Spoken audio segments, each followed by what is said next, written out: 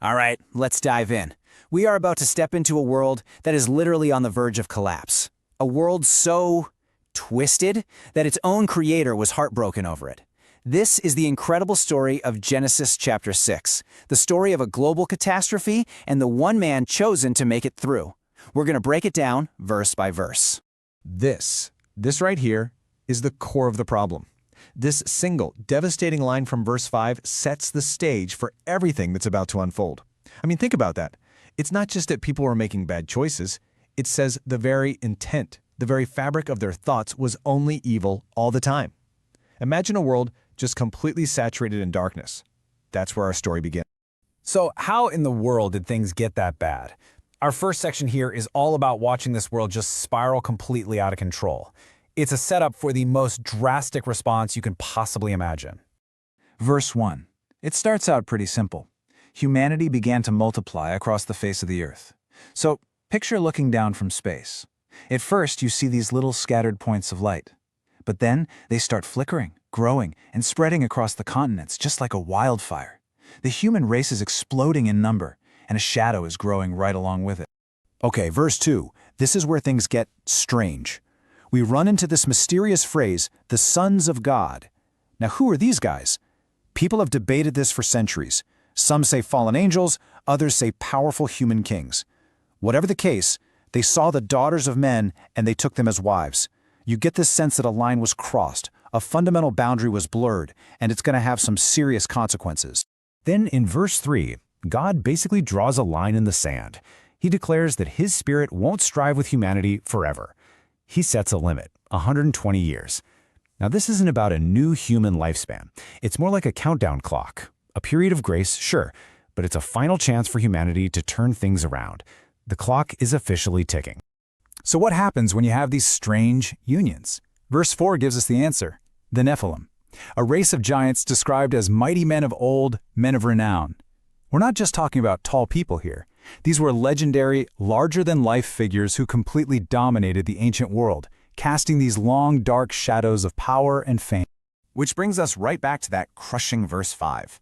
The wickedness wasn't just bad, it was great on the earth. It was like a pandemic of the heart. Imagine a scanner passing over the entire planet, and as it moves, every single human mind just glows with this dark, corrupted red. It wasn't in one city or one nation, it was everywhere and in everyone. Now, verse 6 is where this story takes a really emotional turn. This isn't about some distant, angry deity. This is about profound sorrow. It says the Lord was sorry he had ever made man, and he was grieved in his heart. To really feel that, just picture a single massive tear falling from the heavens, and when it hits the ground, the entire planet trembles with the sheer weight of that divine grief. And that deep, profound grief leads to a truly heart-wrenching decision in verse 7. God declares, "I will destroy man whom I have created." You can feel the weight in those words. This isn't presented as an act of rage, but as a painful, necessary last resort for a creation that had corrupted itself beyond any hope of repair. So let's just pause for a second. The world is condemned. The corruption is total. The grief is immeasurable. And the decision has been made. In a world this completely and utterly broken, was there any hope left? I mean, at all? And then you get the biggest turning point in the whole story. Verse 8, it starts with just one word, but. But Noah, amid all that darkness, one man was different. Picture those dark, global storm clouds we talked about.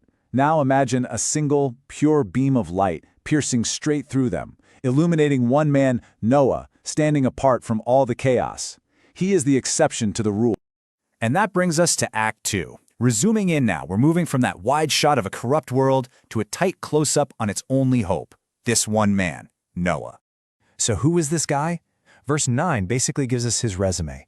He was a just man, he was blameless among the people of his time, and, this is the key, he walked with God. To picture that, imagine a powerful, corrupting wind sweeping across the land. A wind so strong it's knocking everyone else off their feet. But there's Noah, walking straight and steady, right into that wind, in perfect step with a guide no one else can see. And verse 10 tells us he wasn't completely alone. Noah had 3 sons, Shem, Ham, and Japheth. You can just see them standing there by their father's side. They aren't just his kids, They're the foundation of a brand new beginning for the entire human race. Verses 11 and 12 just double down on how bad things were. We're reminded that the world was corrupt in God's sight, and it was filled with violence. Imagine looking at the earth again, but this time you see it as a bruised and broken planet, just covered in the deep scars and cracks of humanity's violence. Okay, so this leads us to our final act. The problem has been laid out, the hero has been chosen, now it's time for the plan, the great escape plan, the divine blueprint for survival. So in verse 13, God speaks directly to Noah. He confirms it, the end is coming for everyone because the world is filled with violence.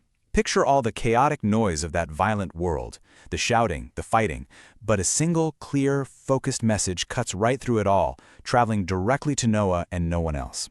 He's receiving the most important heads-up in history. And then verses 14 through 16 lay out the mission. Build an ark. And as God speaks, just imagine a divine blueprint materializing in the air right in front of Noah. The specs start animating. The material, gopher wood. The sealant, pitch, inside and out. And then the massive dimensions, 300 cubits long, 50 wide, 30 high, stretch out, forming this ghostly, colossal image of the final vessel, complete with a roof, a door, and 3 decks. Verse 17 explains why this insane structure is even necessary. God himself is bringing floodwaters to destroy all life under heaven. Now, as Noah looks up from that blueprint, you can see those dark, menacing storm clouds starting to gather, not just locally, but on a global scale. This isn't just a storm, it's a world-ending event. But right in the middle of this terrifying warning, there's a promise. In verse 18, God establishes a covenant, a sacred bond with Noah. Picture a single, unbreakable thread of light connecting Noah and his family directly to the heavens. It's their lifeline in a world that's about to be completely washed away. Now in verses 19 and 20, the plan gets even bigger. Noah has to bring 2 of every single living creature onto the ark with him. Just try to visualize this awe-inspiring, orderly procession. From every corner of the earth, birds, livestock, wild animals, tiny creeping things, they are all marching 2 by 2, not in a panic, but with a strange purpose, all heading toward this one massive boat. And finally, verse 21 covers the logistics. They're going to need food, a lot of food. Picture a time-lapse shot inside the massive ark, as these vast storerooms are just filled to the absolute brim with provisions, not just for his family, but for every single animal on board. So the whole plan has been laid out. The warning, the blueprint, the promise, the passenger list. What happens next? Well, verse 22 tells us everything we need to know. Noah did everything just as God commanded him. To capture that total obedience, just imagine Noah picking up his very first tool and with decisive, unwavering action, striking the first piece of gopher wood. The work has begun.